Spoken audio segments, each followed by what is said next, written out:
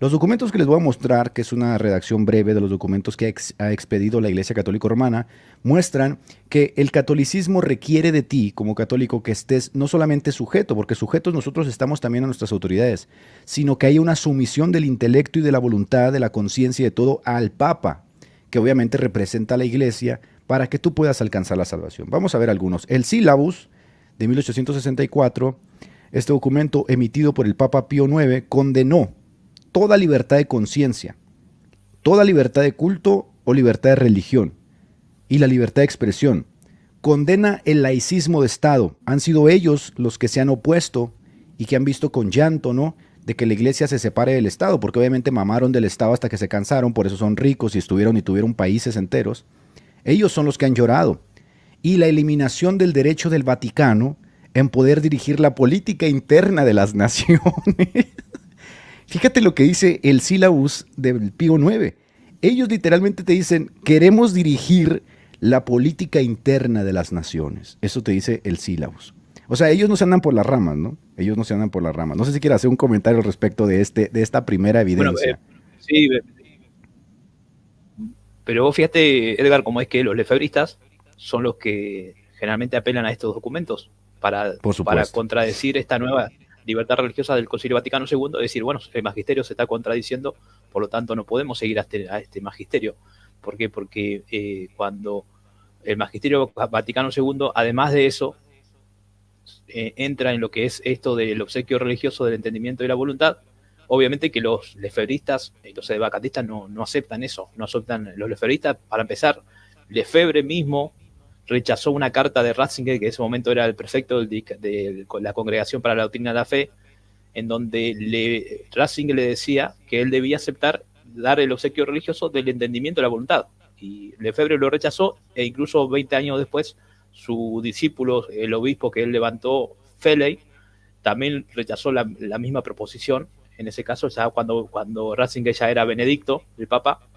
Entonces, ustedes ven cómo es que los mismos lefebristas, por ejemplo, los edevacantistas citan esos documentos para decir, no, lo que ocurrió en el Vaticano II realmente contradice, porque ellos están en contra de la libertad religiosa. Los lefebristas están en contra de la Así libertad es. religiosa, los edevacantistas también, porque entienden que es algo contrario a la fe. Fíjate que mucha gente debe pensar que la Iglesia Católica ha cambiado. No, la Iglesia Católica ha cambiado sus técnicas nada más. Aquí en México tuvimos partidos de ultraderecha que estaban financiados por el clero romano y que literalmente estaban dictaminados por el clero romano que asusaba a las masas. Y yo supongo que en muchos países de Latinoamérica sigue siendo así, ¿no? Que el clero romano mete sus manos para que los políticos de turno estén a favor, por supuesto, de la Iglesia Católica. Y que cuando hay ciertos movimientos protestantes intentan justamente apagarlos porque los consideran perniciosos, porque en cierta manera estos ultraconservaduristas, aquí en México hubo un movimiento que se llamaba el Yunque, de hecho Doña Cata y todos estos locos le hacen alusión al Yunque, ¿no? Era un movimiento de esta vía. Ahora, siguiendo en el tema, ¿cuánta cura? El 8 de diciembre de 1864, en esta encíclica, el Papa Pío IX condena lo que él llama libertades pestilentes, que incluyen la libertad de conciencia, de culto y de expresión. O eres católico o estás frito, ¿no? Entonces, contradiciendo totalmente el Concilio Vaticano II. El Mirari Vos del 15 de agosto de 1832, esta encíclica del Papa Gregorio XVI condena la libertad de conciencia. Pacendi Dominici Gregis, del 8 de septiembre de 1907, del Papa Pío X, condena el modernismo, la libertad de conciencia y la libertad de expresión. Lamentabili Sane, de 1907, del Papa Pío X, condena 65 proposiciones modernistas, muchas de las cuales se relacionan con la libertad de conciencia y la libertad de expresión. Vehementer Nos, de Papa Pío X, condena la ley francesa de 1905 sobre la separación de la Iglesia y el Estado. ¿Se fijas? Son ellos los que han llorado por esto. Y después tenemos el índice de libros prohibidos, que tuvo 40 ediciones, que era el Index Librorum Prohibitorum. Era una lista de aquellas publicaciones que la Iglesia Católica catalogó como heréticas. ¿Qué podías leer? ¿Qué no podías leer? Inmorales o perniciosas para la fe, y que los católicos no estaban autorizados a leer. Además, establecía las normas de la Iglesia respecto a la censura de libros. Recuerda tú que los libros de Lutero y las cartas de Lutero, de Zwinglio, de Casidoro de Reina, todo lo que hicieron estos hombres fue censurado, perseguido, quemado. ¿Por qué? Porque eran perniciosas a la fe católica. Fue promulgado por primera vez en el Concilio de Trento por el Papa Pío IX y tuvo 40 ediciones, 40 ediciones, antes de entrar a las diapositivas que tú nos preparaste. ¿Qué piensas de eso, querido Manuel? No, tremendo lo de la cita que está dando. Muchas de esas no la conocía, pero también me gustaría agregar a toda la información que pusiste de que hay también un antecedente con respecto a esto que vamos a hablar hoy en día, que tiene que ver con el Papa Clemente XI, en donde, fíjense ustedes cómo es la historia de lo que sucedió en el siglo XVII. Había un sacerdote que antes de morir le pidió al sacerdote, ¿no?, el último sacramento, en donde le confesó que él no creía en la condena de uno de los papas anterior a Clemente XI, en donde condenaba a los jansenitas, que Hansen fue un católico romano que comenzó a abrazar las doctrinas calvinistas, aunque él obviamente no se volvió calvinista, porque de hecho el movimiento jansenita influyó para lo que es la iglesia veterocatólica de la Irlanda, que es la única veterocatólica que no son de las que rompieron en el Vaticano I, 2 siglos después. Esta iglesia fue la que luego se convirtió en la iglesia de los Países Bajos, la iglesia católica de los Países Bajos. Bueno, los jansenitas fueron condenados. Entonces el sacerdote dice que negaba la condena de ese papa. ¿Y qué sucede? Entonces el sacerdote lo absolvió, obviamente falleció el otro sacerdote que estaba por morir, pero llevó esa pregunta a una de las universidades, no me acuerdo si era la Universidad de Soborna, pero bueno, llevó ese problema a la universidad, y eso trajo toda una controversia, que resumiendo, el Papa Clemente XI saca Vineam Domini, que es la condena, no solamente nuevamente reiterando la condena a los jansenitas y a los escritos de los jansenitas, sino que también trae esta idea de que el católico romano no solamente tiene que obedecer de hecho, ¿no?, como hacía este sacerdote que estaba por morir, pero en su corazón decía: lo que dijo el Papa, el anterior Papa, el antecesor de Clemente, estaba errado, yo no lo creo y lo condeno encima, decía. Entonces ahí tenés cómo es que el Clemente XI trae este antecedente al obsequio religioso, en donde él dice que no solamente de corazón se debe obedecer todas las constituciones apostólicas, sino que también se debe obedecer no solamente de hecho, sino de corazón. Eso está en Vineam Domini. Y eso creo que es un antecedente a lo que vendría a ser el obsequio religioso. Y yo quería arrancar con el tema, con una frase de Chesterton, que para los que no lo conocen, fue un anglicano que se convirtió al catolicismo romano. Y que los católicos o los apologistas católicos utilizan mucho esta frase, ¿no?, para decir como que la fe católica es una fe razonable, que es una fe muy inteligente, ¿no?, por así decirlo. Entonces, lo que dice Chesterton es que la iglesia nos pide al entrar en ella que nos quitemos el sombrero, no la cabeza. Entonces ahí tenemos lo que es el principio de la fe que busca entender. Ahora, lo que vamos a ver hoy en día es que si realmente se deja el sombrero, o si es que después del Vaticano II, ahora la iglesia no solamente te pide el sombrero, sino que también te pide la razón y la voluntad y el entendimiento, y eso es lo que vamos a ver.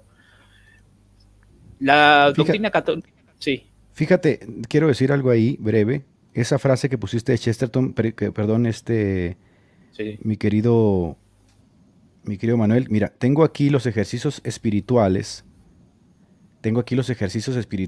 de San Ignacio de Loyola, el creador de los jesuitas. Uno pareciera pensar, ¿no?, que lo que dice Chesterton está muy lindo, ¿no?, que es verdad, que la iglesia no te pide que te quites esto. Pero Chesterton era un intelectual, era un laico. Chesterton era un laico. Él no conocía realmente, por eso te digo que hay dos iglesias: la iglesia de los laicos, que a la iglesia católica del clero no les interesa, y la iglesia verdadera, que vendría siendo el clero, ¿no? Fíjate lo que te voy a poner aquí, porque en los ejercicios espirituales de Ignacio, que creó la comunidad de los jesuitas, ¿no?, la orden de los jesuitas, que es una orden militar, para que esa orden pudiese triunfar, fíjate nada más, para que esa orden pudiese triunfar, la regla 13 de los jesuitas dice lo siguiente: que lo blanco que yo veo, debo creer que es negro, si la iglesia jerárquica lo dice. Entonces, ¿qué tenemos acá? Una sumisión ciega, absoluta, dependiente totalmente del papado. Y por eso los jesuitas van a escalar en el poder, porque van a ser ellos los que en Trento van a defender al papado de los sacerdotes que estaban coqueteando con los encíclicas, los postulados del protestantismo. Había dos visiones en Trento. Estaban los sacerdotes que coqueteaban con la visión del protestantismo y estaban los jesuitas, estaban los dominicos, estaban los franciscanos. Los jesuitas fueron los que dijeron más poder al papado. Son ellos los que van a poner la plataforma para 1850 se geste la infalibilidad papal.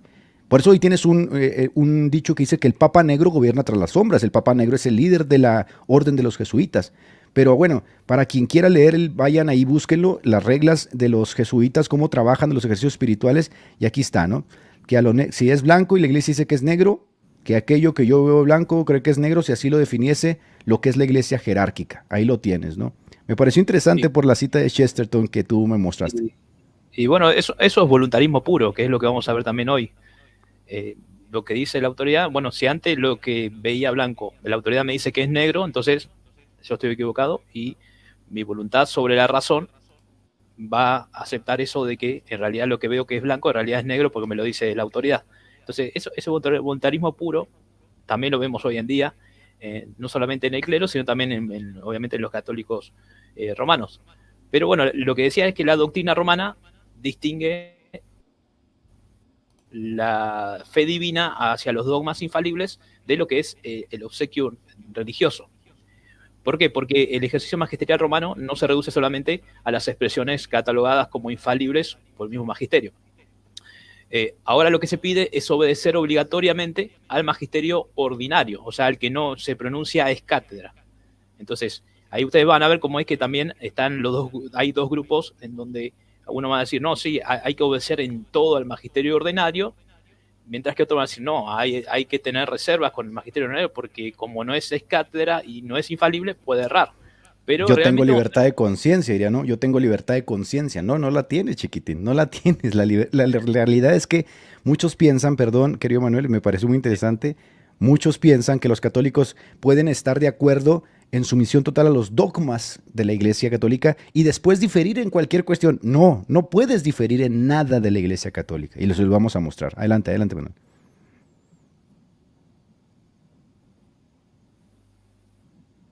Y no solamente asintiendo de forma silenciosa, o sea, aquel católico hermano dice, bueno, en su mente dice, yo no estoy de acuerdo con tal doctrina del magisterio, o como me dijo, por ejemplo, Teófilo, yo no estoy de acuerdo con fiducia súplica, y no pienso obedecerla, no pienso seguirla, ¿no?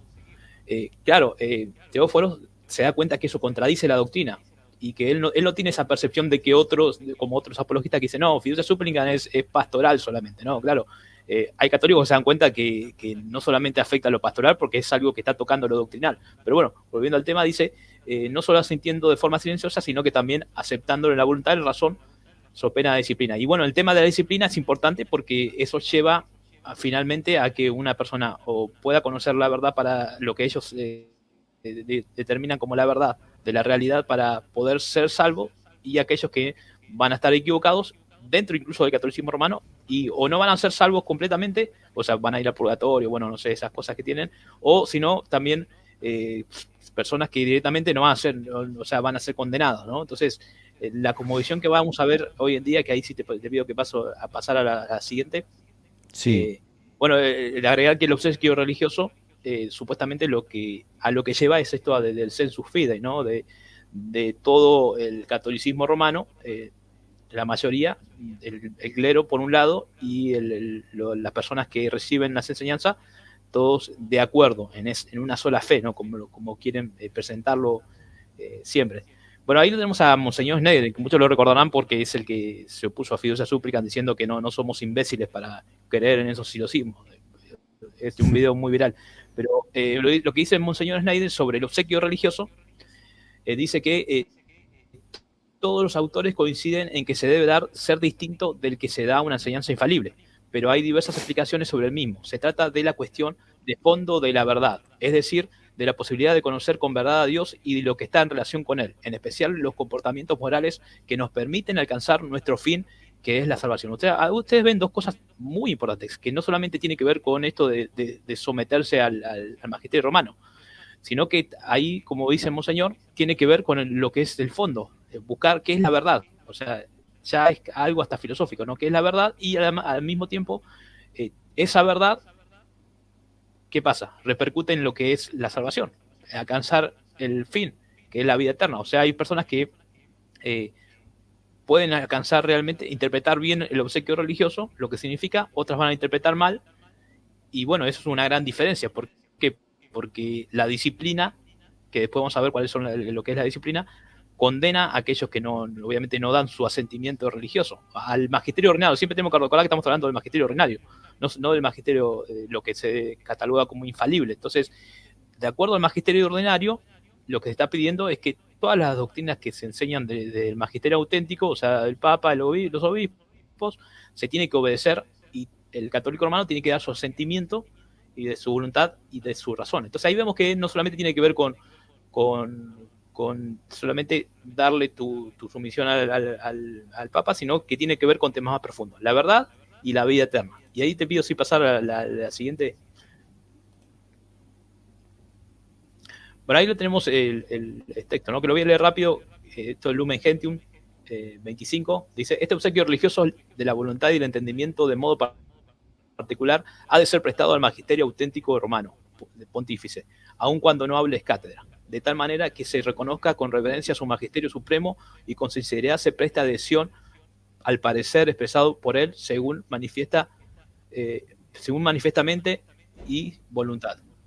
Luego tenemos el juramento de fidelidad que hacen los que son puestos en algún cargo para representar a la iglesia. Esto lo dicen cuando juramentan. Dice: me adhiero además con religioso obsequio de voluntad y entendimiento a las doctrinas enunciadas por el sumo pontífice o por el colegio de obispos cuando ejercen el magisterio auténtico, aunque no tengan la intención de proclamarlas con un acto definitivo. Entonces, ahí estamos viendo que el obsequio religioso se va a este hueco que yo decía, que es el magisterio ordinario, como aquel magisterio que, como no es infalible, entonces como puede fallar, y si puede fallar, entonces el católico romano puede decidir no obedecerlo. Entonces lo que hace el Concilio Vaticano II es decir: no, esperen, el magisterio ordinario lo tienen que obedecer completamente, obligatoriamente, y que ahí sí te pido que pase a la siguiente, que es el derecho canónico.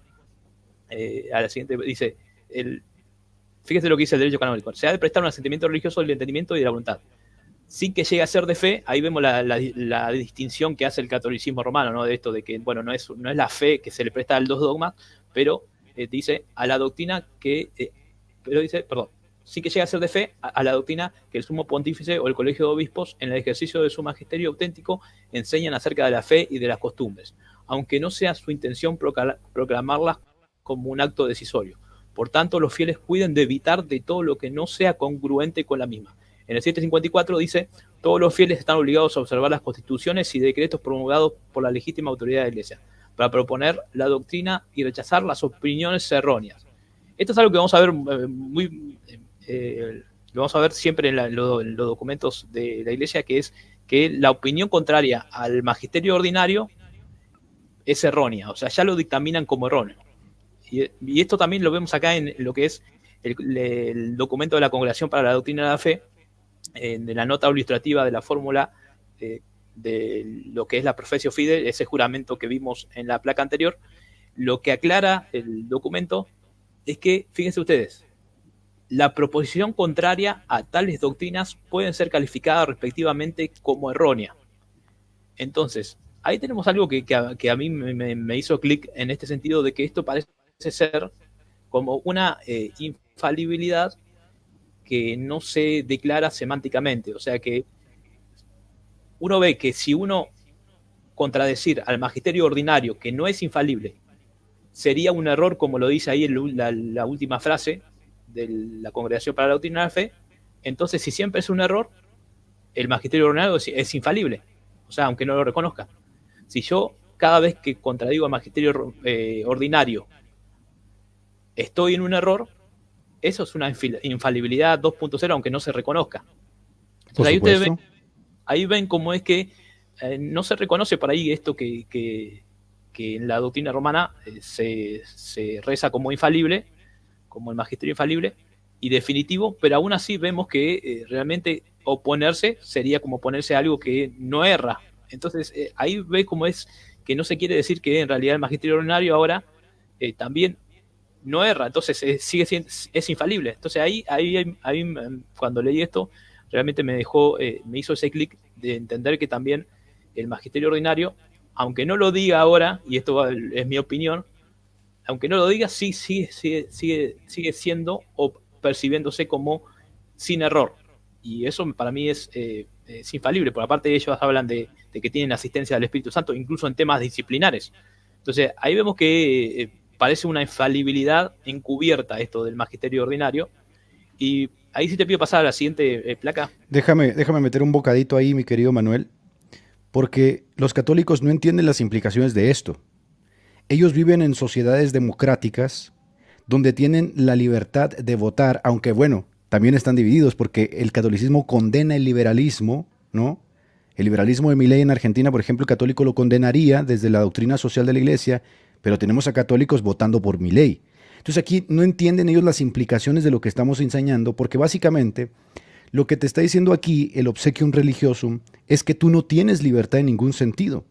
O sea, tu única obligación en este mundo es estar sujeto sí o sí, no solo al magisterio extraordinario que te dice que creas en la asunción de María, que no hay evidencias, sino también creer en cada cosa que a ellos se les va ocurriendo y que no se dictamina ex cátedra, ¿sí? Entonces, básicamente, los católicos entran en un sesgo cognitivo, fíjate, no pueden ser buenos católicos porque viven en sociedades democráticas occidentales donde tienen libertad de conciencia, protegida por la Constitución en donde ellos viven. Tienen libertad para votar, libertad para casarse, libertad para creer, pero cuando es lo religioso no tienen libertad. Entonces entra en un sesgo cognitivo porque ellos piensan que pueden vivir su catolicismo tomando decisiones y no pueden vivir su catolicismo así. Por eso aquí tenemos el sesgo, Emanuel, del fiducia supplicans, porque el fiducia supplicans, aunque no está dictaminado como parte del magisterio extraordinario ex cátedra, sí pertenece al magisterio ordinario que está protegido por el obsequium religiosum. Entonces tú no puedes estar en desacuerdo con el fiducia supplicans. Tú no puedes estar en desacuerdo porque esto, como dice la Congregación para la Doctrina de la Fe, es erróneo. Tú tienes que darle tu obsequium religiosum, ¿sí? Pero obviamente no hay un católico que pueda vivir correctamente porque viven en sociedades democráticas occidentales, mientras que el catolicismo siempre ha echado sus miras de querer ser, dominar, tener esta mezcla, esta prostitución, el Estado y la religión. Entonces, ¿qué pasa con los católicos? Que no pueden ser buenos católicos. Pero entonces, si no pueden ser buenos católicos, ¿qué va a pasar con su salvación? Pues están orbitando ahí en derredor del Papa sin poder someterse a él, están jugando con ella. Es terrible ser católico en la realidad. Ahora sí, síguele, Manuel. Y no solamente eso, la palabra obsequio religioso, el concepto que utilizan para traer esto de lo que es la voluntad y el entendimiento que ustedes están viendo ahí en pantalla, el obsequio religioso es una palabra que por ahí también es un poco el concepto engañoso porque a nosotros nos suena como un regalo que le hacemos, que le haríamos si fuéramos católicos romanos al magisterio, ¿no? El obsequio parece. Pero hay muchos escritores y hay personas que estudian este tema, obviamente que lo traducen como sumisión, porque creo que si no me equivoco, y eso no lo profundicé, pero sí es del latín, una de las acepciones es sumisión, y por eso es que he leído que algunos autores lo traducen como una sumisión, no como un obsequio, o sea, como un regalo, porque de hecho cuando nosotros vemos, ahora vamos a ver también las demás diapositivas, de ninguna manera es un obsequio, es una obligación. Sí, o sea, es correcto. claro, es como que yo en mi cumpleaños te digo, vos estás obligado a regalarme algo, entonces ya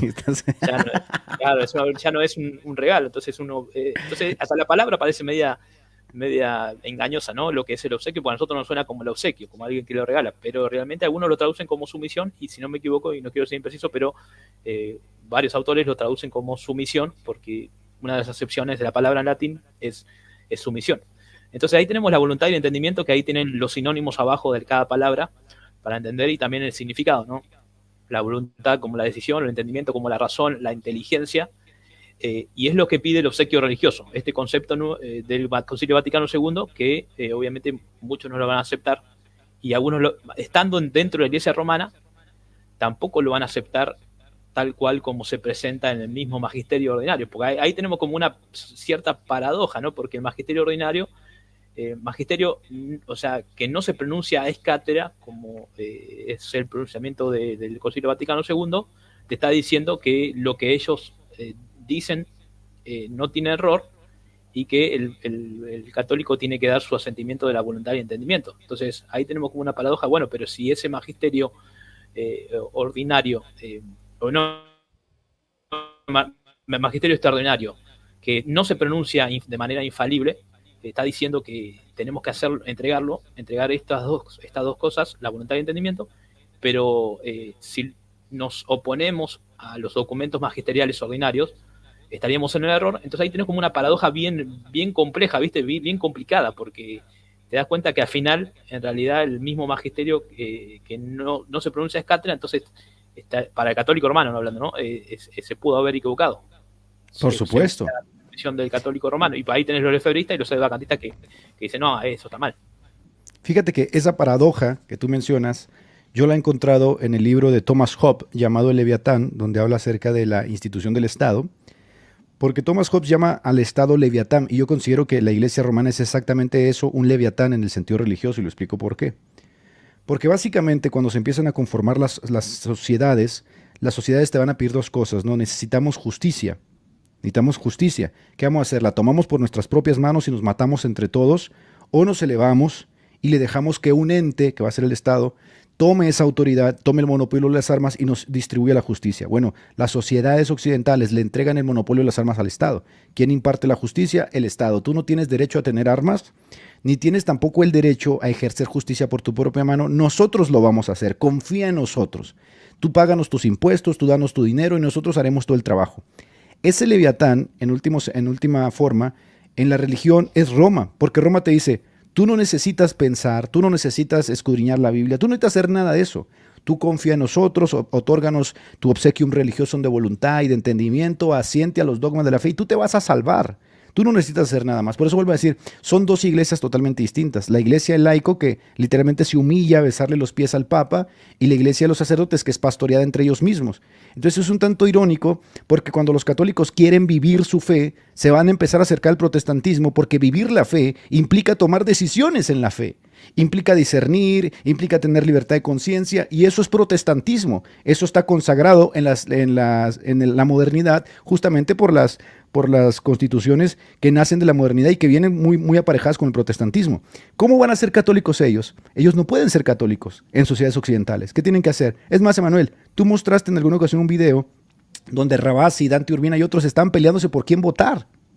Sí, tú lo mostraste, ¿verdad? ¿Por qué? Porque la propia iglesia los pone en entredicho, porque la iglesia le dice, tienes que hacer esto, pero ellos viven en sociedades occidentales, donde están acostumbrados a tomar decisiones. ¿Y qué decía? Rabasi decía, no, sí se puede votar por mi ley, aunque sea liberal. Y Dante decía, no, no se puede votar por mi ley porque la doctrina católica lo dice. ¿Qué pasa aquí? Esta es la evidencia de que un católico viviendo en sociedades occidentales es más protestante que católico, y eso es lo que se quejan los lefebristas, ¿sí o no? Los lefebristas dicen, Vaticano II vino a protestantizar a la iglesia. Sí, bienvenidos a la realidad, así es. Ustedes no pueden ser católicos porque ustedes toman decisiones todos los días. Pero bueno, síguele, querido Manuel. Exacto, y vos sabés que por eso también a José Plasencia lo acusan de ser protestante o encubierto, sí. ¿Por qué? Pero bueno, esa es buena. A José Plasencia lo acusan de ser protestante encubierto porque está utilizando su razón y su conciencia para ir en contra de fiducia supplicans, y eso no está bien visto en la Iglesia Católica, porque la Iglesia Católica exige obsequium religiosum, por supuesto. Ahí está, sí. Por eso lo acusan de protestante. Pero bueno, ahí tenemos, vamos a ver a dos monjes conocidos, ¿no? Hablando de lo que son las posturas que tenemos con respecto al obsequio religioso en el catolicismo romano, en donde tenemos a Occam, que fue un monje, en donde este monje era un monje voluntarista.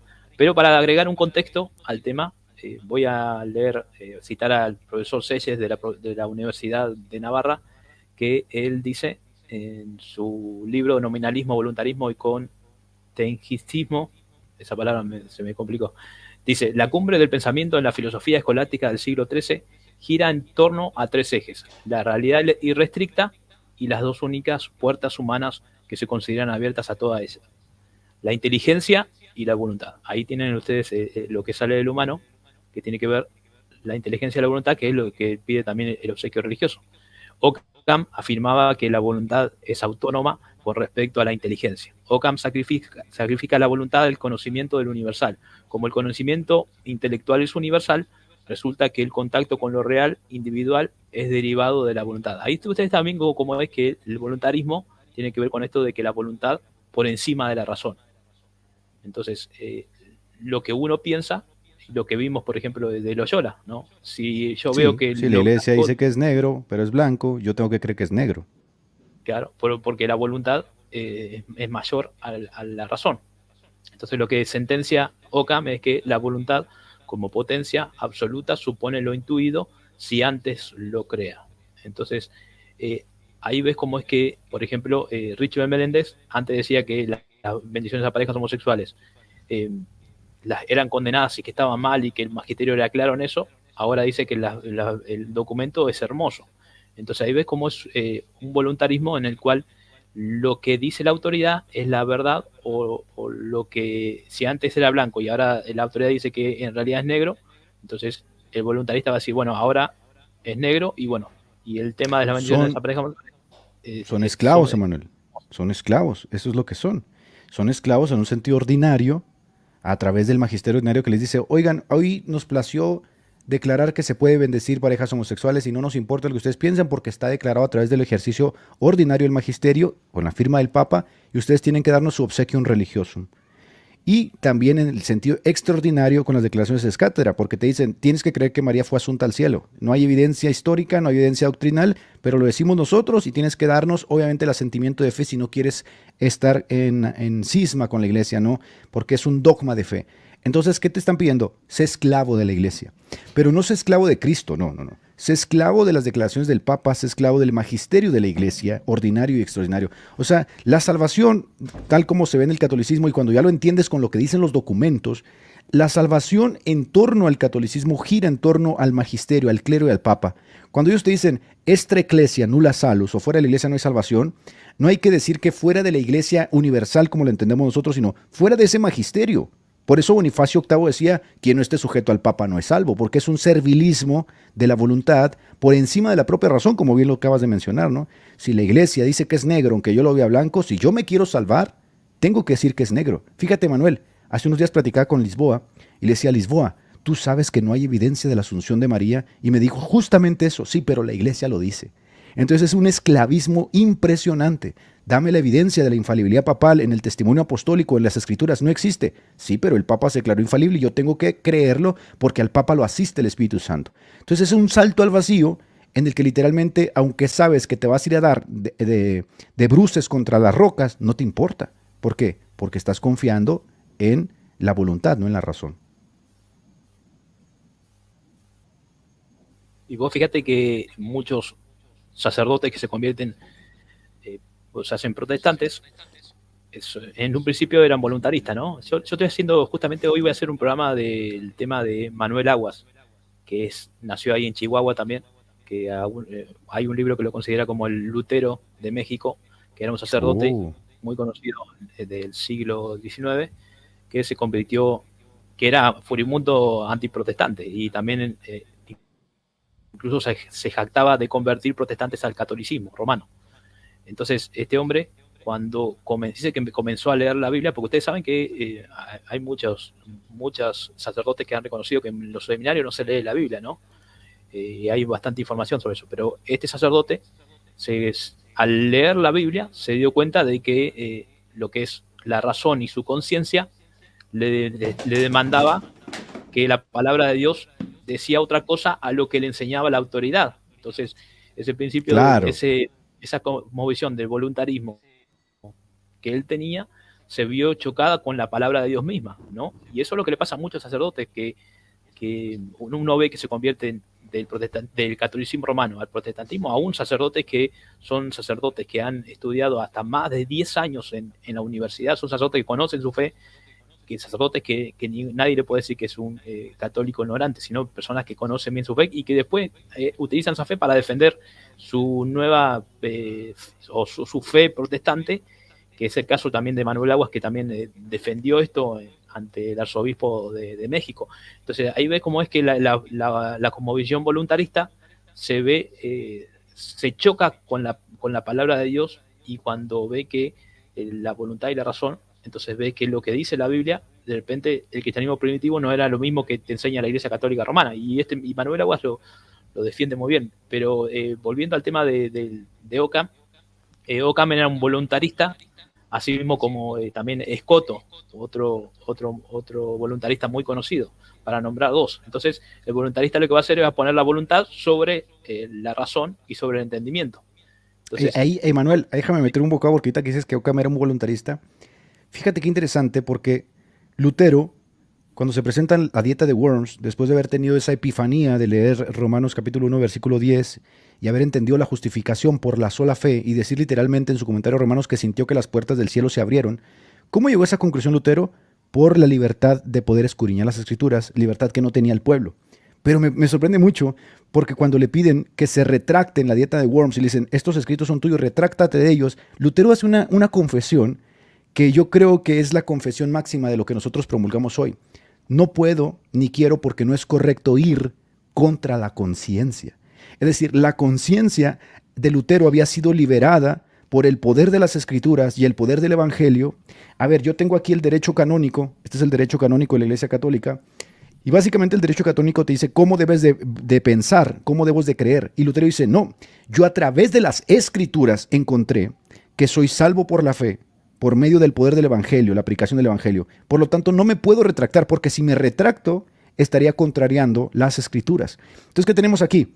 Tenemos un voluntarista, los voluntaristas católicos que dicen, no me importa contrariar las escrituras, contrariar la razón, contrariar todo, porque yo tengo que ser servil, esclavo de la iglesia, ¿no?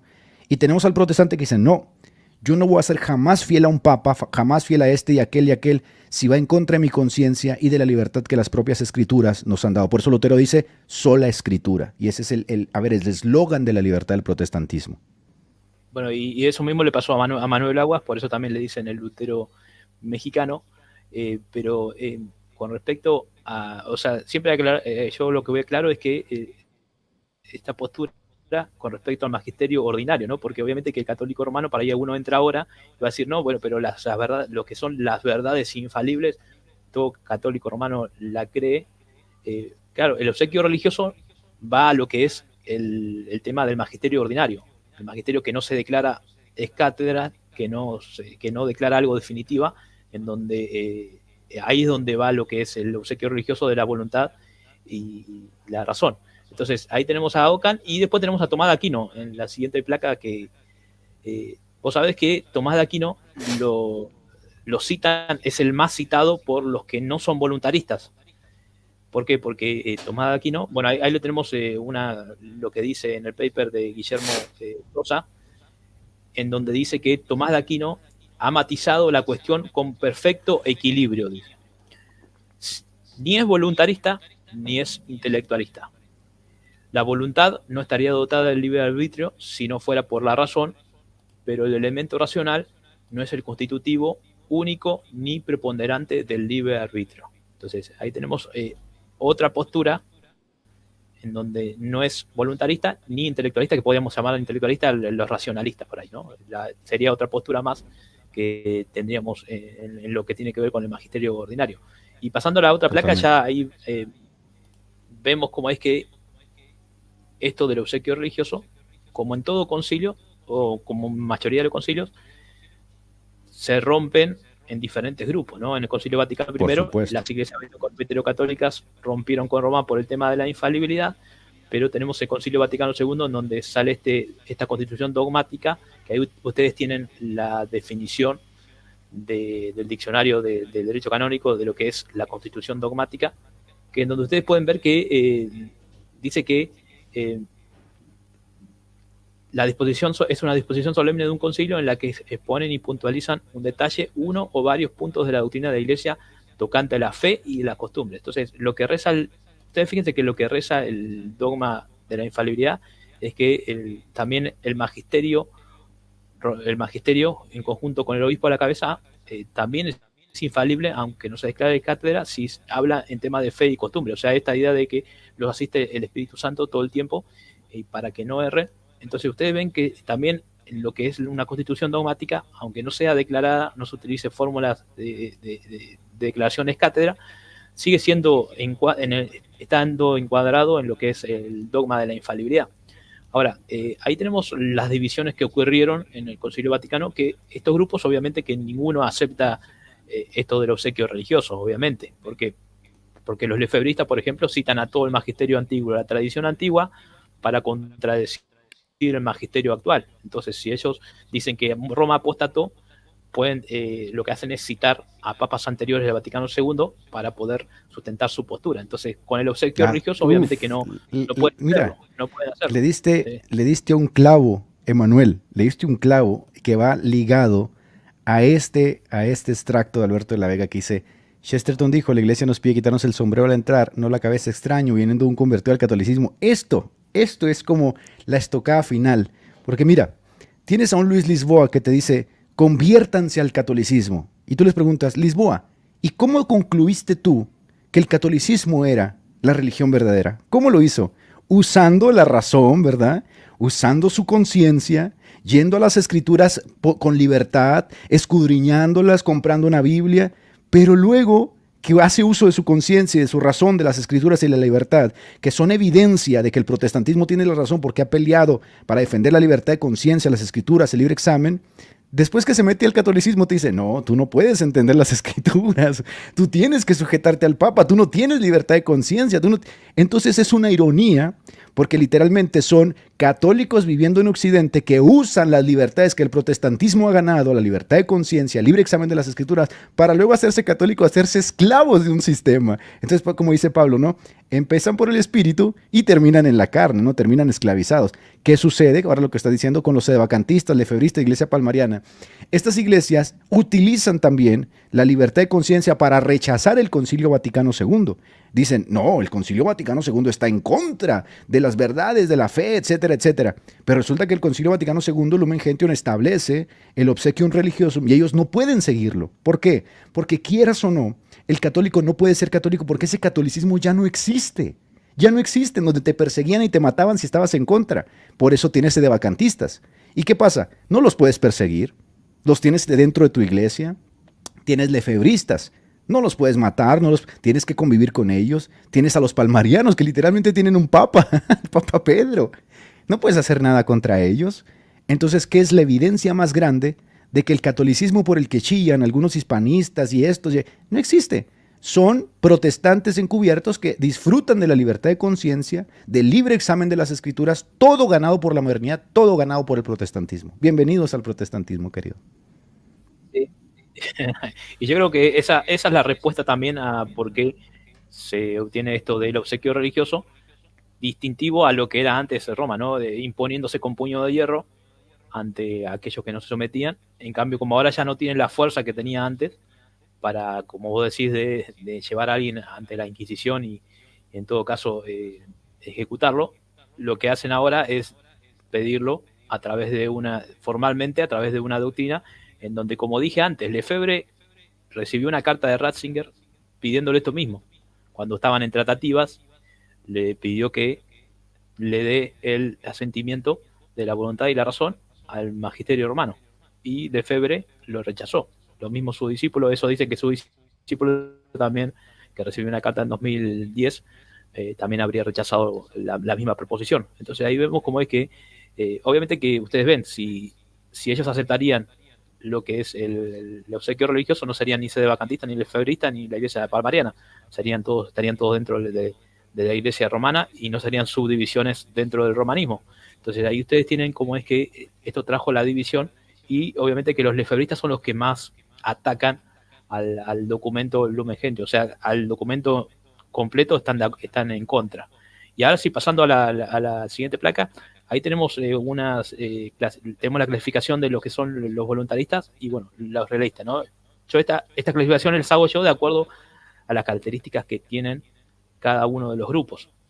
Entonces dijimos que el voluntarista va a poner la voluntad sobre la razón.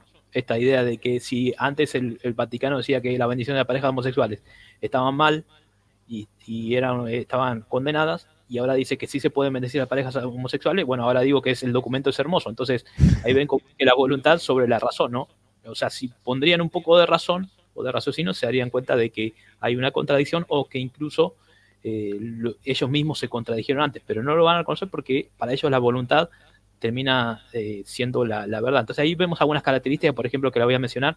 El voluntarista va a decir que el magisterio está acorde a la fe, mientras que el realista te va a decir que el magisterio debe estar acorde a la fe. Hay una pequeña diferencia en una palabra, es una gran Claro. diferencia.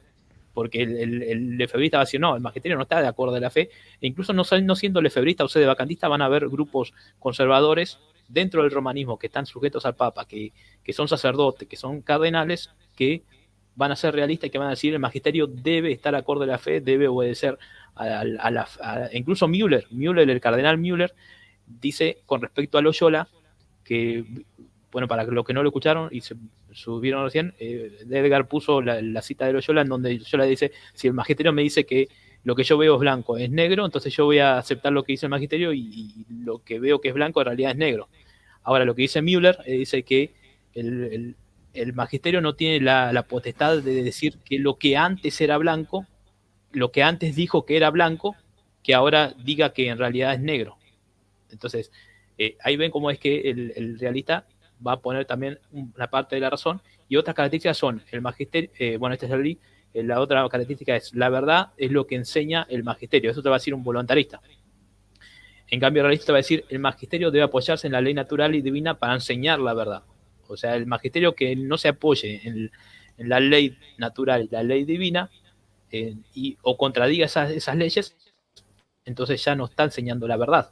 O sea, el magisterio tiene que ser como el mayordomo, el que está custodiando la verdad, pero no es la verdad en sí misma. El voluntarista va a decir, no, lo que dice la autoridad es la verdad. Entonces, si la autoridad dice esto, entonces yo tengo que aceptarlo como la verdad, aunque así mi razón me diga que no. Entonces ahí tenés como es el voluntarista, le da más primacía a la voluntad sobre la razón, mientras que el realista va a usar la voluntad junto a la razón, como decía Tomás de Aquino. Y tenés después, el voluntarista te va a decir que no corresponde al católico más que obedecer en conciencia y someterse, mientras que el realista te va a decir corresponde al católico advertir si el magisterio comete un error contra la fe. Y bueno, ahí lo vemos, por ejemplo, a José Plasencia, que Por lo supuesto. hace a viva voz, donde cada uno advierte esto, y hay muchas otras personas más. Y por último dice, Mira, el dale, voluntarista te va a dale, decir, dale. el magisterio sirve al fe como docente y no es regulado por nada, mientras que el realista te va a decir, el magisterio es regulado por la fe y la voluntad mayor, que es Dios. Mira, esto que acabas de mostrar está muy en línea con este tipo de comentarios, Emanuel, de católicos frustrados de darse cuenta de que no pueden hacer nada al respecto con la realidad del catolicismo. Y te lo voy a desglosar. Dice, ningún documento del magisterio ordinario que contradiga o lesione los dogmas católicos. Ningún católico está obligado a seguirlo. Bueno, este católico, para empezar, no entiende lo que es el magisterio ordinario y el magisterio extraordinario. Los dogmas católicos son irreformables, ¿sí? Esos no van a cambiar nunca, porque están dados ex cátedra. El magisterio ordinario está dado justamente desde la definición no ex cátedra. Esos no son irreformables, pueden cambiar. El asunto es que hacia esos se te requiere obsequium religioso. Tú no puedes diferir de esos, ¿ves? No puedes diferir de esos. Los católicos distinguimos a los falsos pastores. ¿Cómo lo hacen? Pues tienen que hacer uso de la conciencia, ¿verdad? Tienen que tener un parámetro para hacerlo. Eso es protestantismo, y ahorita te lo voy a probar. O falsos papas. ¿Cómo podrían distinguir a un falso papa? Tengo esa duda. ¿Cómo podrían distinguir a un falso papa si el papa goza de la infalibilidad ex cátedra? Si estos emiten documentos que van contra los dogmas, otra vez una equivocación, estos documentos no van contra los dogmas porque los dogmas son irreformables. Ciertamente que dentro de la iglesia se pueden infiltrar, ahí está el sesgo, mira el sesgo. Dentro de la iglesia se pueden infiltrar falsos pastores, pero, aquí viene, tenemos los criterios para distinguirlos. Entonces, ¿qué te está diciendo esta persona aquí? Te está diciendo, si el Papa mañana dice que fiducia supplicans está bien, yo tengo la libertad de rechazarlo porque tengo criterios. Bueno, eso es protestantismo. Bienvenido al protestantismo, porque Martín Lutero fue justamente el que hizo eso. Yo tengo los criterios en las escrituras para declarar que las indulgencias, la venta de indulgencias y ciertas cosas del papado están mal. Entonces, esta persona que está aquí, querido, ¿cuál es la diferencia entre ella y Lutero? Si él puede Y, distinguir a un falso papa, si él puede distinguir una falsa creencia del catolicismo, si él puede rechazar creencias que lesionan los dogmas, ¿cuál es la diferencia entre él y Lutero? Entonces aquí es lo que yo te digo, son protestantes, viviendo como protestantes en sociedades occidentales y democráticas, intentando ser católicos, intentando ser católicos. Ahora, aquí hay otro. sí, Dale, dale, dale. Mete un bocado ahí. no, es que sin duda el muchacho que escribió ahí eh, seguramente habrá sido ya en algún momento acusado por otro católico de protestante, ¿no? Porque obviamente él tiene una postura más realista y no voluntarista al decir todo lo que dice, pero bueno, la mala noticia también para él es que realmente, por ejemplo, Fiducia Suplicans dice que no se puede, la nota aclaratoria que sacó el Dicasterio para la Doctrina de la Fe dice que los que se oponen no lo pueden hacer de manera definitiva. O sea, no se puede oponer o rechazar el documento de manera definitiva. O sea, en un momento todo va a tener que aceptarlo. Y además de eso, el tema de que lo que reza esto del tema del obsequio religioso es que toda posición contraria al magisterio ordinario es un error. Y si es un error, entonces es un tipo de infalibilidad encubierta, ¿no? Escondida. Entonces, Por el supuesto. mismo que no lo tiene que obedecer va a ser acusado de protestantismo. Si ya no fue acusado, le doy la mala noticia de que va a ser acusado de protestante por no obedecer el magisterio ordinario, que como vimos al principio de este video, en donde dice que no, el magisterio ordinario, la posición contraria es un error, según la Congregación para la Doctrina de la Fe. Así que yo le recomiendo que retroceda al video si quiere para ver esa parte. Y a ver, para la gente que entienda lo que estamos diciendo, a nivel social, la Iglesia Católica se ha protestantizado, sí, porque los individuos que conforman a esa Iglesia Católica viven en sociedades democráticas occidentales donde utilizan la razón, la libertad de conciencia, toman decisiones e intentan hacer eso mismo en la Iglesia Católica, cuando la Iglesia Católica siempre ha funcionado orbitando alrededor del Papa para la salvación. Entonces, cuando tú como católico dices, yo no estoy a favor de fiducia súplicas, yo creo que esto está mal, estás actuando como un protestante que tiene consagrada libertad de conciencia como pináculo justamente de las sociedades occidentales. Por eso lo que dice aquí Creativa Pensante me pareció muy interesante, porque dice, por eso es que no hay nada más irónico que los representantes de la batalla cultural luchan por la libertad y todos son esclavos romanos. Sí, exactamente. Porque, a ver, vamos a suponer que ellos luchan, ¿no?, por los valores morales y esto y aquello, pero al final de cuentas luchan en sociedades democráticas, en donde se puede escoger si quieres a un marxista para que te gobierne, porque aquí está consagrada en la libertad de conciencia y en las sociedades democráticas el poder escoger a través del voto a quien te gobierna. Ahora, si estuvieras luchando en la edad medieval, pues pudieras ir a luchar a la batalla de Lepanto contra los musulmanes, pero ya no. Entonces, ¿cuál es el fin de la batalla cultural? No tiene ningún fin. Puede ser muy honroso, puede ser muy lindo, pero no hay un fin certero. Porque a menos que el catolicismo gobierne en las sociedades occidentales como gobernó en la Edad Media, no hay ningún fin. Pueden pasar 3 años y votaron, pero al final de cuentas va a llegar un marxista y te va a gobernar.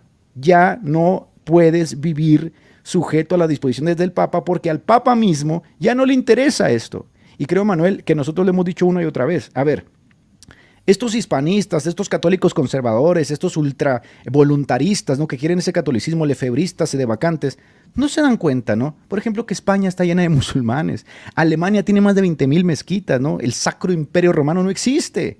Al Papa no le interesan estas cosas. Cuando ellos intentan vivir conforme al catolicismo, se van a topar, mira, así con fiducia supplicans y con la iglesia alemana que casa homosexuales, ¿no? ¿Por qué? Porque ese es el catolicismo normal.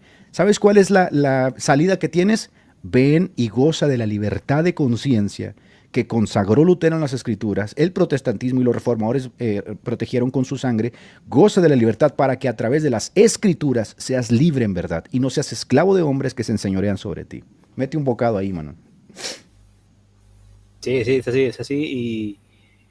Y uno tiene que entender que también en todos los que llevan adelante la batalla cultural y que son muy conocidos, obviamente que la mayoría de ellos no es ni de cerca voluntarista y no sigue todas las disposiciones del magisterio. O sea, incluso Agustín Laje, que hace un excelente trabajo con la batalla cultural, él ni de cerca acepta, por ejemplo, la doctrina social de la Iglesia, ¿no?, que condena el liberalismo y así otros temas. Entonces, ahí vemos cómo es que el voluntarista es distinto al realista, y esas dos posiciones de Ockham y de Tomás de Aquino la vemos reflejada en estas dos posturas Y bueno, después la tercera postura sería los racionalistas, pero no puse nada de los racionalistas porque obviamente el racionalista poco puede argumentar en un tema dogmático. Entonces, los racionalistas, que serían los liberales, no los puse en esta presentación, sino que puse estas dos posturas que son las que más argumentan a favor y en contra de lo que es el obsequio religioso.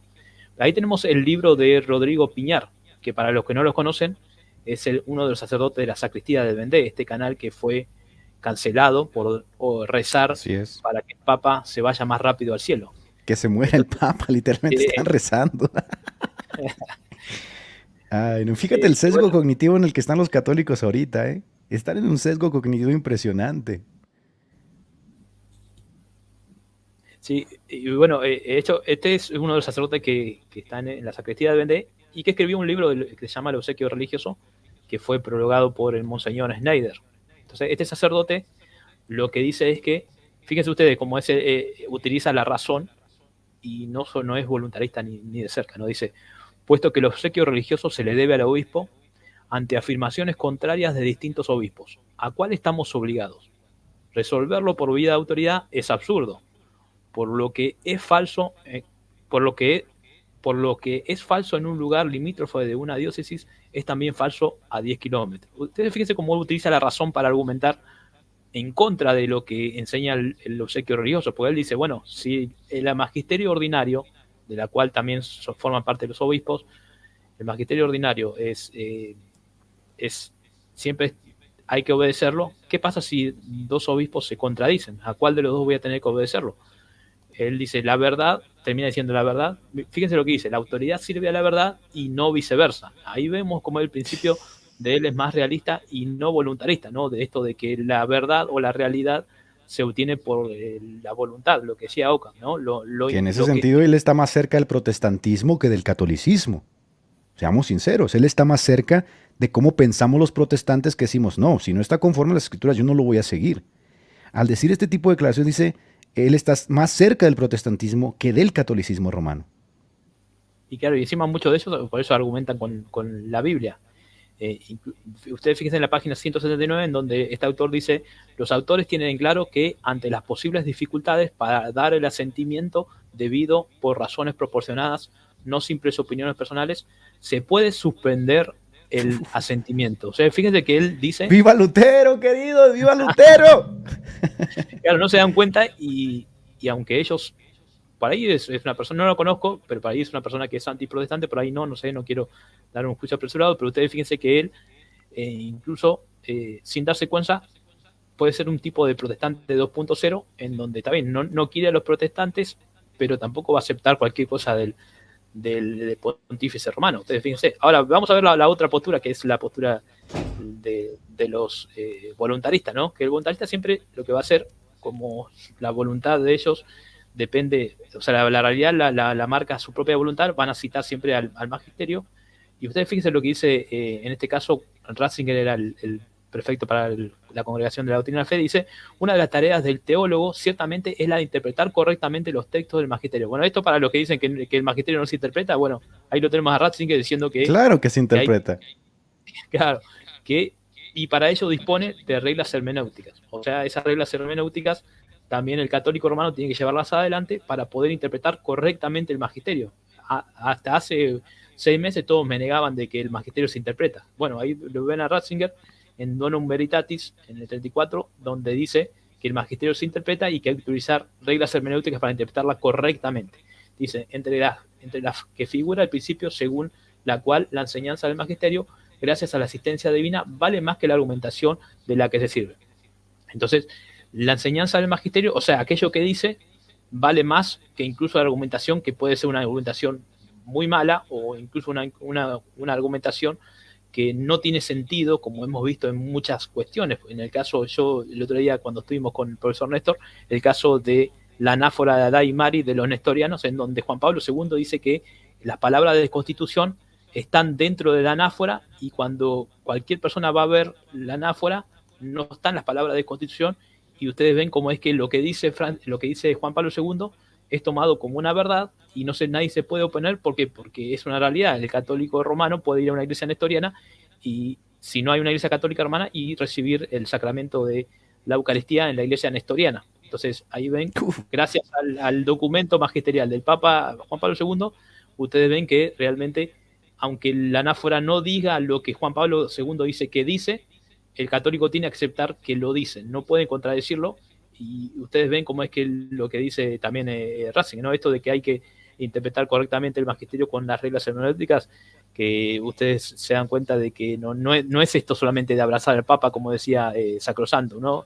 De que para interpretar correctamente hay que abrazar al Papa. Bueno, hoy hay un montón de católicos romanos abrazados al Papa agarrándose de los cabellos, ¿no? Por diferentes cuestiones de Pero divisiones. Emanuel, Entonces, fíjate, Emanuel, mira, es que esto tenía que suceder, esto tiene que suceder, Emanuel, porque la gente que está aquí en el chat tiene que entender algo, para que cuando ustedes debatan con católicos tengan la ventaja o el as sobre la manga. Hay dos tipos de catolicismo. El catolicismo medieval, que tiene estas ínfulas de ser la panacea, ¿no? O la utopía perfecta de la iglesia perfecta, de que nunca va a caer, etcétera. Y está el catolicismo de ahorita, del siglo XXI, con fiducia supplicans. ¿Qué pasa aquí? Que los católicos de hoy ya no viven en la Edad Media. Los católicos de hoy viven en la sociedad occidental, protegida por las diferentes cartas democráticas de libertad, ¿no? ¿Qué pasa? Ellos tienen una disonancia porque ellos creen que el catolicismo es perfecto. Pero un día el Papa se levanta y les empacha fiducia supplicans en la cara, y entonces ellos dicen, ¿qué hago? ¿Qué van a hacer, chiquitos? Pues van a tener que hacer y echar mano del protestantismo que les legó Lutero a las sociedades occidentales. Hacer uso de la libertad de conciencia, como dijo Lutero en la dieta de Worms, yo soy libre, mi conciencia no puedo estar en contra de ella, y entonces decir cosas como esta. Tienen que decir cosas como esta, ¿no? Ningún documento y voy a oponerme y todo ello. Pero ¿qué pasa? Que aún así, el asunto aquí es este. Cuando un católico, y escuchen bien católicos que están en el chat, cuando un católico intenta ser fiel a su conciencia, ¿qué va a suceder? Lo va a sacar fuera de la Iglesia Católica. ¿Por qué? Porque ya sucedió. Tenemos a Marcel Lefebvre, que fundó la Orden Sacerdotal de San Pío, que está dentro de la Iglesia, diciendo, yo no puedo seguir siendo católico porque Roma ha apostatado. Yo me voy. Y de hecho se sale del catolicismo, funda la Orden Sacerdotal de San Pío y ordena a sus propios obispos. Bueno, eso es protestantismo. Porque ellos no se dan cuenta de que o si son o intentan ser católicos como tal en ese catolicismo medieval, no pueden pertenecer a esta iglesia del siglo XXI católica, tendrían que fundar una nueva iglesia.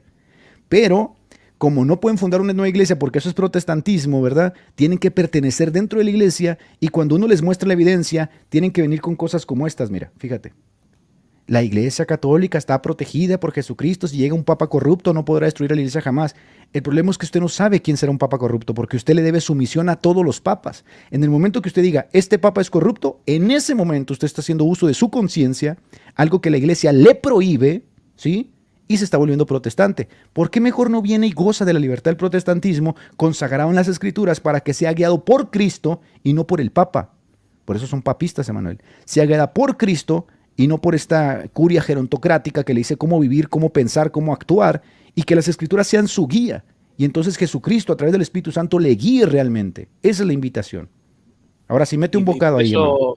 y por eso vos ves que los católicos que no son voluntaristas argumentan esto y están empezando a hablar mayormente del tema de, por ejemplo, Honorio I, Juan XXIII, en donde ellos dicen, bueno, pero si yo era católico en esa época, entonces en el caso de Honorio I yo tendría que haber sido monotelista porque así lo dijo el Papa Honorio I, que el monotelismo es una herejía, que luego fue condenado, pero en el tiempo del Papa hubiese sido, o sea, los católicos romanos, si siguen este principio, hubiesen sido todos monotelistas. Entonces ellos se dan cuenta de que usan la razón porque la razón termina chocando con esta idea del voluntarismo completo, en donde no pueden negar ya la realidad misma.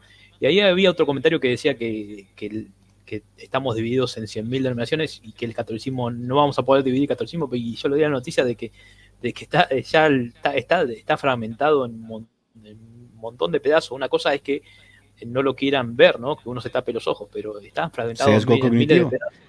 ¿O te ha Claro, tocado, Manuel, te ha tocado los católicos que te dicen que los protestantes son sectas? Miren, esa es otra evidencia. Cuando tú escuches, querido hermano aquí en el chat, Cuando tú escuches que un católico llama sectas a los protestantes, él está abrazando esa postura antigua que ya no existe. Porque la nueva Iglesia Católica, consagrada en el Concilio Vaticano II, llama a los protestantes comunidades de fe que tienen virtudes, sacramentos y salvación. Entonces, ¿qué pasa? Otra vez el sesgo cognitivo de dos iglesias que no pueden conciliarse. La iglesia del Vaticano II, que ahora llama testigo del Evangelio Lutero, llama comunidades de fe a los protestantes, y esa iglesia de atrás que perseguía, que atacaba, que odiaba, que llama sectas. Otra evidencia más de que cuando tú quieres usar la libertad de conciencia, lo que vas a terminar haciendo es perteneciendo a una de estas dos iglesias. Entonces yo cuando hablo con católicos de inmediato les hago dos preguntas. ¿Qué piensas de fiducia supplicans? Es la primera. Lo que te respondan de fiducia supplicans te va a mostrar a cuál de estas dos iglesias pertenecen. Y la segunda, ¿qué son para ti los protestantes? Y ahí te los comes, te los acabas así, mira, porque ahí demuestran que hay dos iglesias, de inmediato, de inmediato. No, y entran en cortocircuito, ¿viste? Como le pasó también a Richbel. Cuando ven que la voluntad que ellos tienen no condice con la realidad misma, no la razón. Que la voluntad de ellos no hace la verdad ni hace la realidad. O sea, la voluntad del magisterio tampoco lo hace. Tú le preguntas a Richbel qué piensa del documento de fiducia y cuál es la respuesta de Richbel Meléndez. Que es hermoso, dice. Y tú le preguntas a José Plasencia qué piensa del documento de fiducia supplicans y qué dice José Plasencia. No, que está la iglesia infiltrada de apostasía. Está en crisis, dice. Ahora sacó un nuevo video, José. No, pero lo bueno es que ellos no están divididos, ¿no? Y está la apostasía, justo en un video donde lo hace con Santiago, justo Santiago que dice que si no sabe la fecha de cuándo apostató la iglesia, no puede saber si la iglesia está apostasía. Bueno, José Plasencia lo invitó a un video y hizo un título donde hablaba de la crisis de la iglesia y hablaba de la apostasía en la iglesia. Entonces, ahora, Emanuel, si tú le preguntas a los episcopados de África qué piensan, porque van a decir, no, esa es una lucha de apologistas de redes sociales. No. Si tú le preguntas a las diócesis episcopales católicas de África qué piensan del documento de fiducia supplicans, ¿qué te van a decir? Que uno de ellos dijo que es un ataque al depósito de la fe. No me acuerdo si fue el cardenal Sara, no quiero ser impreciso, pero obviamente ellos rechazaron completamente el documento y no piensan implementarlo, ¿no? Pero ¿por qué lo rechazan si el Concilio Vaticano en el Lumen Gentium, numeral 25, dicen que al magisterio ordinario, que es el documento fiducia, ellos le deben su obsequium religiosum? ¿Por qué lo rechazan? Justamente porque están haciendo uso de su conciencia. ¿Qué dijo Lutero en la Dieta de Worms? Yo no puedo ir en contra de mi conciencia. Bienvenidos al protestantismo, queridos. ¿Ya se dan cuenta? Entonces, no necesitamos que ustedes se caigan. Ustedes son protestantes, viviendo en sociedades occidentales, consagradas por las libertades justamente de la modernidad, pero intentan ser mal católicos, porque ni siquiera pueden obedecer a su propia iglesia. ¿Sabes quién yo sigo que a veces medio la sigue? Es Guido, pero pues, dice unos disparates impresionantes, porque ya esta iglesia que existe hoy del Concilio Vaticano II, la realidad es que es una iglesia que va en decadencia, va en la línea del progresismo. Ahí están. A ver, ¿tú escuchaste alguna vez, mi querido Emanuel, que el Papa vaya a excomulgar a la iglesia alemana que literalmente ya ordenó diaconisas en plena comunión con Roma? Y no están divididos, ¿eh? La iglesia alemana ya ordenó diaconisas, bendice homosexuales, deja a los laicos que prediquen el sermón. Es una iglesia protestante. ¿Por qué el Papa no le excomulga? Porque ese catolicismo ya no existe. La iglesia católica es protestante. Es protestante, les guste o no. Así es, ¿no? Y de hecho, bueno, la iglesia de Bélgica también bendecía parejas homosexuales. Y bueno, el documento del que había sacado la iglesia de Bélgica es la que usaron en fiducia supplicans. Y bueno, ustedes están viendo como el romanismo, el magisterio, va cambiando en algunas cosas y el católico debe ser voluntarista, según la cosmovisión que se presenta desde el magisterio, mientras que van a haber otros sacerdotes como el que está mostrando ahora Rodrigo Piñar, de la sacristía de Vendée, que no va a ser voluntarista y que va a ser un realista. Ahí ustedes fíjense cómo es que él cita a Tomás de Aquino ahí. Ahí me olvidé poner cuál era la cita, pero bueno, él citando a Tomás de Aquino dice: reprender a la cara y en público, Gálatas 2:11. Fíjense que apela a la Biblia. Sobrepasa el modo de la corrección fraterna, por eso no hubiera arrepentido Pablo a Pedro de no haberle sido de alguna manera igual en la defensa de la fe. Y dice el sacerdote: podemos aplicar esto al caso de una afirmación que se presenta como magisterial y que sin embargo induce al error en la fe y es nociva para el pueblo cristiano. Estamos hablando del magisterio ordinario, acuérdense, no del Dios magisterio, mío, vida. lo que se considera infalible. Entonces lo que dice Sacerdote dice que se puede exhortar en público a alguien que está enseñando un error, o incluso un documento, ¿no? Porque estamos hablando del obsequio religioso. Una afirmación que se presenta como magisterial y que sin embargo induce al error de la fe y es nociva para el pueblo cristiano. Debido a la urgencia, no habría que descartar esa corrección pública en un caso semejante. Y ahí tengo que aclarar que cuando dice eso, que la urgencia refiere a que o el sacerdote o cualquier laico católico, cuando ve una herejía, lo que tiene que hacer es hablar a la máxima autoridad, ¿no? Si es una máxima autoridad o si la máxima autoridad no le hace caso, tiene que ir a Roma.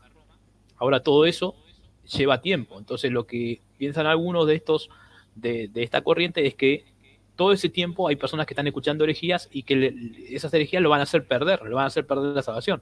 Entonces esa medida de urgencia hace que no podemos apelar a Roma hasta que recibamos una respuesta un mes después, sino que hay que hacerlo en el momento, en el acto, porque es una urgencia. Hay que reprender como hizo Pablo a Pedro, ¿no? Que bueno, en este caso nosotros estaríamos de acuerdo porque están apelando a las escrituras, pero ustedes ven cómo es que ellos raciocinian todo y él termina en esto que escribe. Dice, es importante notar que en este caso lo que se está corrigiendo es el mal ejercicio de la autoridad y no la autoridad misma. Entonces ellos se guardan siempre de decir que están negando, de que nadie los acuse de que están negando la autoridad de Roma, sino que están negando lo que se enseña en la autoridad romana. Y ahí sí te pido pasar a la próxima, que es la postura. Bueno, acá tenemos Donum Veritatis, que voy a mencionar solamente el tema de el 27 y el 30 voy a mencionar. Aunque la doctrina de la fe no esté en tela de juicio, el teólogo no debe presentar sus opiniones o sus hipótesis divergentes como si se tratara de conclusiones indiscutibles. Esta discreción está exigida por el respeto a la verdad. Ustedes fíjense que siempre presentan el magisterio ordinario como la verdad. Eso no hay que hacerlo pasar desapercibido. Él dice, esta discreción está exigida por el respeto a la verdad, como también por el respeto al pueblo de Dios.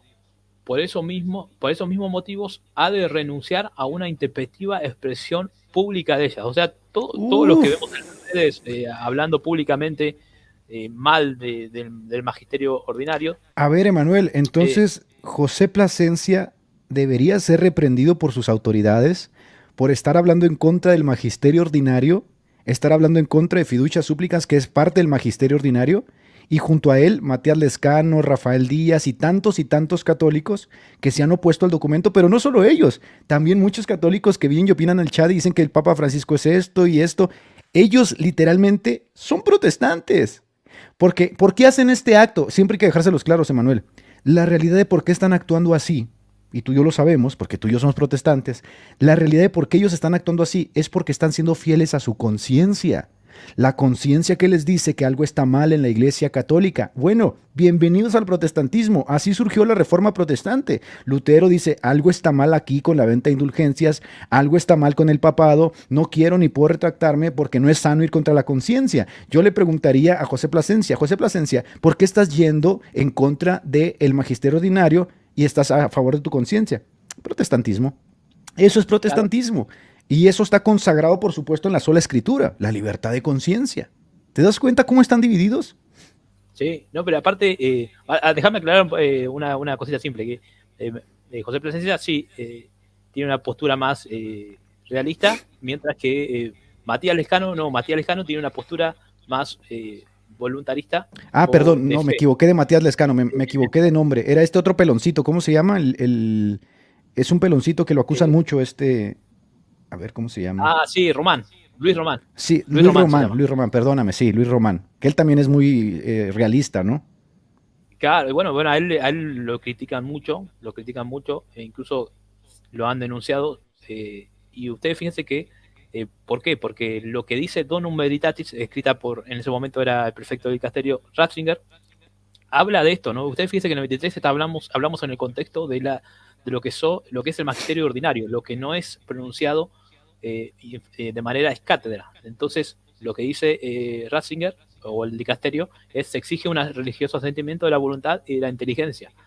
este último no puede ser puramente exterior y disciplinar, sino que debe colocarse en la lógica y bajo el impulso de la obediencia a la fe. Y ahí es donde dice en el 27, que dice que por esos mismos motivos ha de renunciar a una interpretación intempestiva de expresión pública de ellas. Y en el 30 también agrega, cuando el teólogo aún siente Uy, todavía dudas en su razón y no puede resolverlo ni con su magisterio ni con nadie, obviamente teniendo en cuenta de que no lo ha hecho público, fíjense lo que dice.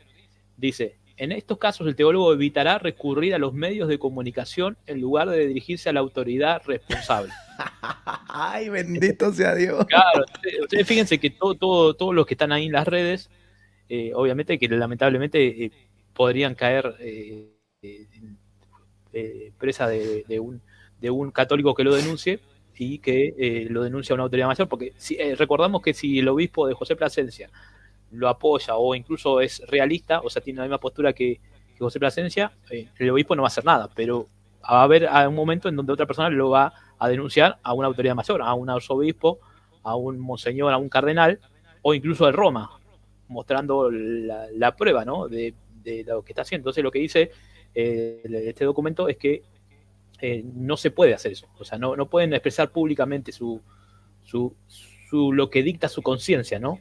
No, lo tienen que hacer solamente con la No. autoridad, y si no lo pueden hacer, no tiene que recurrir a ningún medio de comunicación, o sea, ningún medio de comunicación, sea las redes, sea la televisión, nada. No puede expresar su opinión públicamente a través de las redes sociales o los medios de comunicación si estaba en contra del magisterio ordinario. Él tiene que acercarse con su autoridad y solamente es lo único que puede hacer, ¿no? Que aquí lo pone Exacto, este sí. señor, dice, los fieles tienen derecho a manifestar a los pastores de la iglesia sus necesidades, sí, solamente a sus pastores. Fuera de ahí, él no puede estar exponiendo estas opiniones porque esto estaría yendo en contra del obsequium religioso consagrado en Lumen Gentium número 25, ¿no? Claro. De Y, la... sí, y eso no cambia el obsequio religioso, por más que ellos puedan ir a sus pastores, tienen que igual dar su voluntad y el entendimiento, sí o sí, no hay forma de que eso lo cambien, o sea, tienen que sí o sí someterse en hecho y en el ser mismo, o sea, en lo más profundo, en lo que la Iglesia Católica Romana no puede ver, ni la Inquisición puede condenar, entonces tienen que ofrecer todo el ser casi. Y ahí te voy a pasar Fíjate, a la siguiente. aquí dice, Guido Rojas le dijo a Plasencia que era un apóstata. Mira, el hecho de que Guido Rojas le llame la atención a Plasencia es justo porque Plasencia está yendo en contra del magisterio ordinario, ¿no? Que tiene la firma del Papa, el magisterio ordinario, y que exige de ellos el obsequium religiosum. Entonces no hay forma en que Plasencia pueda objetar y decir, no, es que mi libertad de conciencia no, porque el catolicismo no aprueba la libertad de conciencia para ir en contra de la iglesia. De hecho, está en las bulas que pusimos ahorita, el catolicismo romano desaprueba la libertad de conciencia llamándolo un mal pestilente, ¿no? Entonces, ¿cuál es la forma en que el católico puede vivir su catolicismo? La única forma, por ejemplo, voy a ponerme de ejemplo, es que México estuviese gobernado por el Papa, que el Papa pusiera y quitase reyes, que estuviese la Inquisición y que fuera como en la Edad Media. Es la única forma en que pudieses vivir tu catolicismo. De otra forma, vives en sociedades occidentales, democráticas, donde tienes que convivir con las demás ideas y ¿qué crees? Muchas de esas ideas te van a impactar y te van a hacer tomar decisiones. Entonces un día se va a levantar el Papa y va a decir, fiducia súplicas, y tú vas a decir, no estoy de acuerdo, mi conciencia no me lo permite. Bienvenido al protestantismo. Excelente. Exacto, sí, sí. Bueno, ahí te pido pasar a la próxima, que es eh, otra cita de Tomás de Aquino, ¿no? En donde fíjense ustedes lo que dice. Eh, dice Tomás de Aquino, bueno, ahí estoy citando de vuelta al paper de Sosa, Libertad y Naturaleza de la Voluntad como naturaleza y como razón, según Tomás de Aquino. Dice, hablo la cita, dice Santo Tomás de Aquino en cuestiones disputadas sobre las virtudes. La recta razón es la regla regulada por una primera regla que es de Dios. Podemos aplicar esto al magisterio de la Iglesia meramente auténtico para ver que este es regla para el fiel, en el sentido de que le ofrece la recta razón, a la hora de guiarse en las cuestiones no definitivas y que tratan acerca de la fe y las costumbres.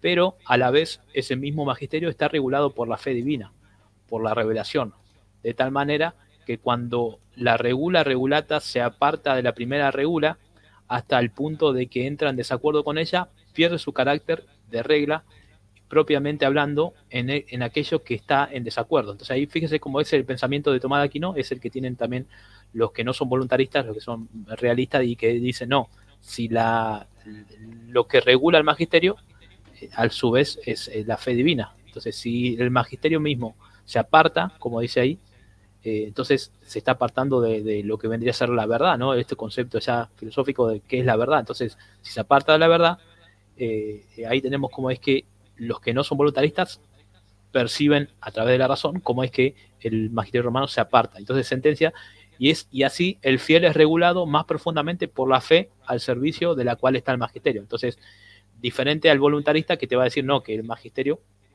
directamente dicta lo que es, lo que está bien, lo que está mal, mientras que el otro, acá vemos cómo es que tomando el pensamiento de Aquino va a decir no, el magisterio está regulado a su vez por la fe divina. Entonces, si el magisterio se aparta, entonces ahí ven cómo es que ellos hacen la conclusión de que no pueden seguir algo que se aparta de la fe a través del magisterio ordinario. Entonces, ahí te pido pasar a la próxima, que también de Donum Veritatis, que esta respuesta de la Congregación para la Doctrina de la Fe es especialmente para los teólogos.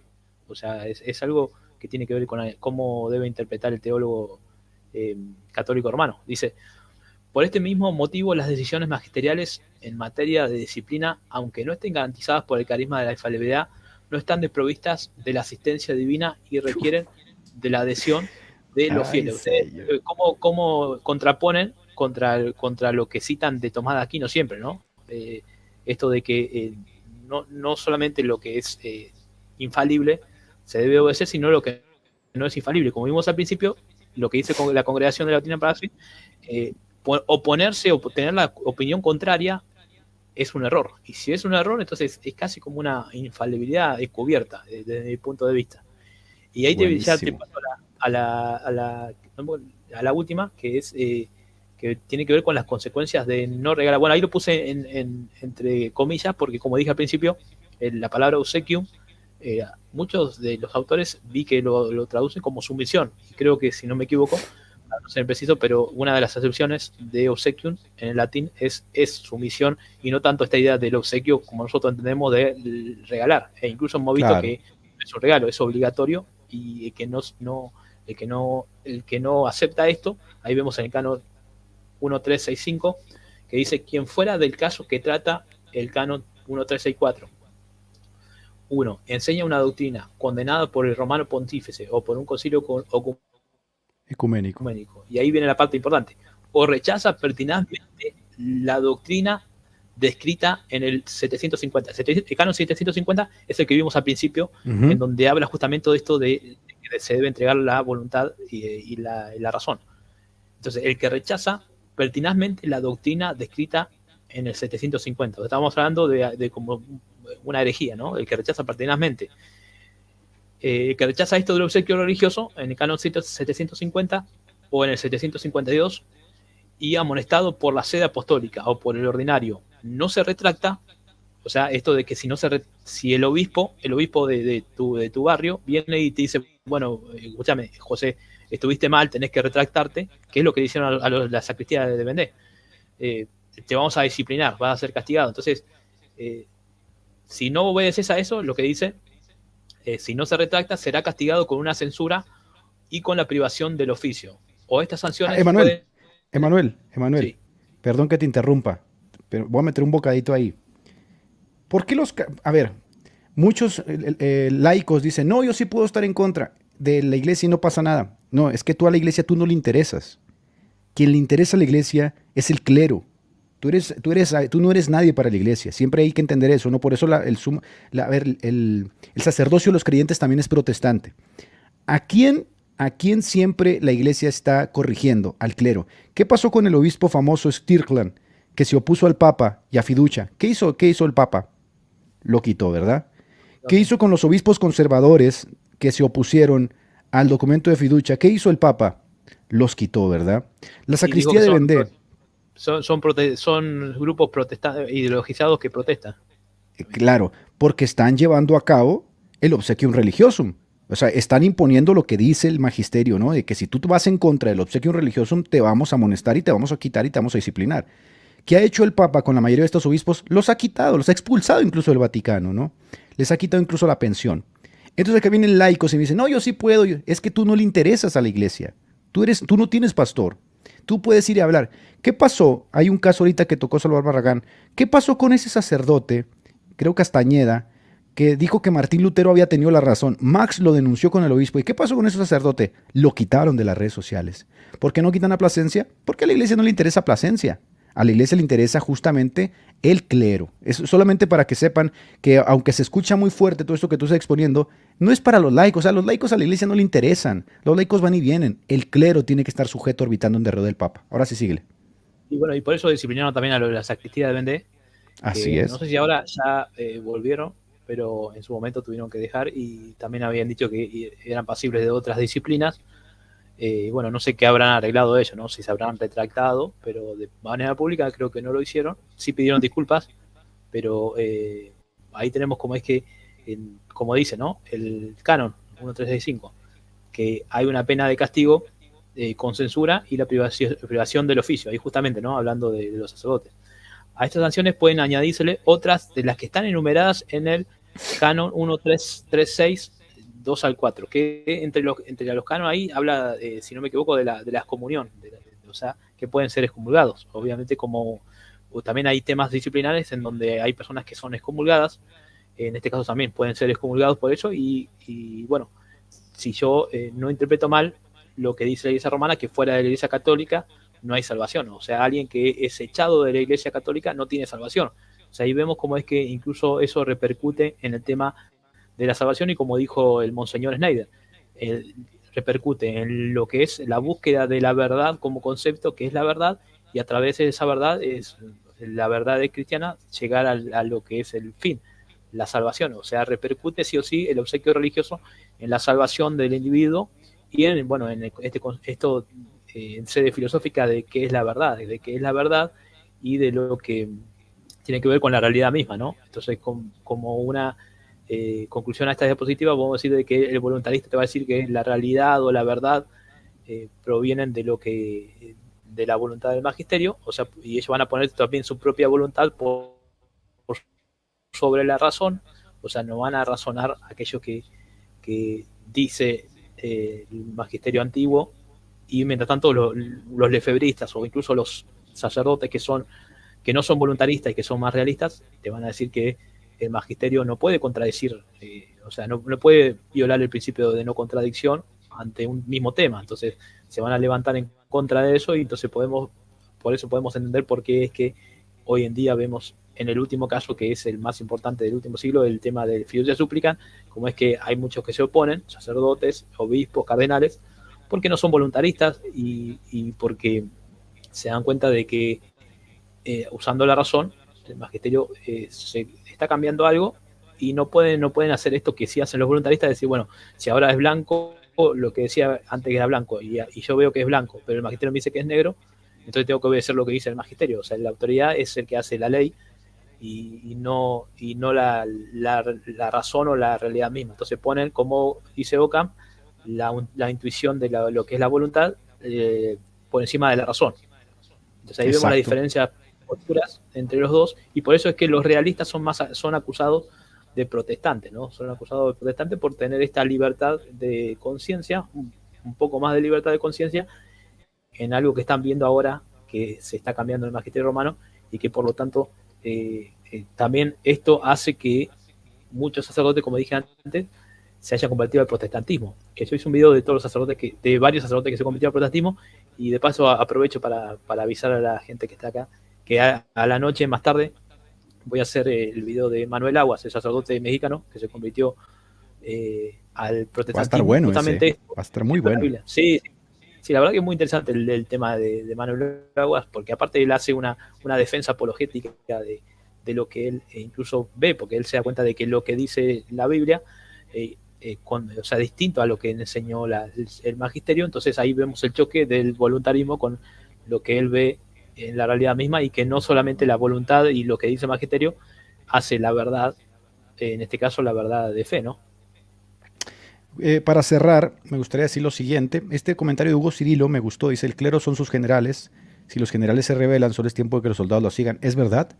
En la Iglesia Católica, a quien le interesa la Iglesia Católica es al clero. Los laicos no son nada para la Iglesia Católica. Es más, no te conocen. Si tú vas a misa, el sacerdote no sabe quién eres. Tu vida no importa. Es el clero. Por eso Francisco, a quien ha quitado de en medio, es al clero, a los sacerdotes, a los obispos, a los cardenales conservadores. Son ellos. Porque son ellos los que pueden llevar adelante una reforma en la iglesia. Y obviamente ellos no quieren una reforma, ¿sí? ¿Quién, por ejemplo, fundó la Orden Sacerdotal San Pío, que es una de las comunidades que más crecen? Un sacerdote, un obispo. Pero más allá de eso, ¿quién llevó adelante la Reforma Protestante? Sacerdotes. Lutero era sacerdote, Bucero era sacerdote, Knox era sacerdote, Zwinglio era sacerdote. Entonces es obvio que Plasencia diga o deje de decir, al clero no le interesa Plasencia, no le interesa Guido Rojas, no le interesa ninguno de estos. Al clero le interesa aplastar aquellas manifestaciones que tengan razón de conciencia. Y ahí está, por supuesto, Stirclan, ahí están los conservadores de Europa.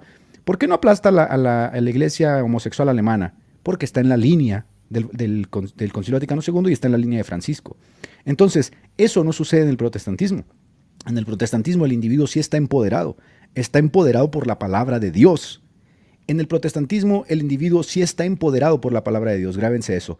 En el catolicismo no. En el catolicismo tú no existes, tú nada más tienes que asistir a misa y contribuir para que la iglesia siga sosteniéndose. Para el catolicismo tú no eres nada, para Cristo tú eres mucho. Ven a la libertad real que las escrituras te dan para que conozcas realmente a Cristo, no a través de la mediación de los santos, de los curas, del Papa y de toda esa iglesia que te priva, ¿no? Como decía Lutero, esa cautividad babilónica, y conozcas la verdad del Evangelio. Mi querido Manuel, siempre es una bendición tenerte en el programa, siempre tus ejercicios, tu documentación es muy buena. Así que muchas gracias, Emanuel, gracias por haberte tomado el tiempo y por haber aceptado esta invitación y haber estado con nosotros.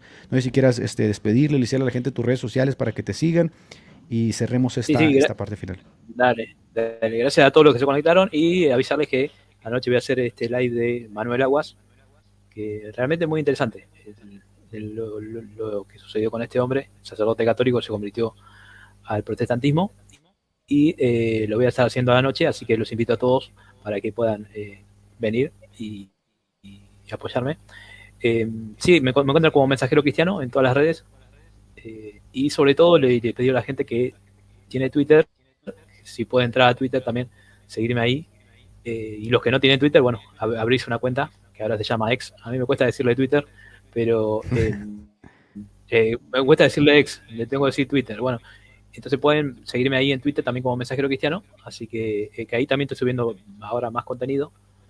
Así que gracias, Edgar, un gusto siempre hablar de estos temas que son bastante profundos. Y bueno, a los católicos romanos también les mando un saludo grande, porque sé que te siguen muchos también, que te ven muchas personas que son católicos romanos. También un saludo ahí a Carlos Veloz, que está por ahí.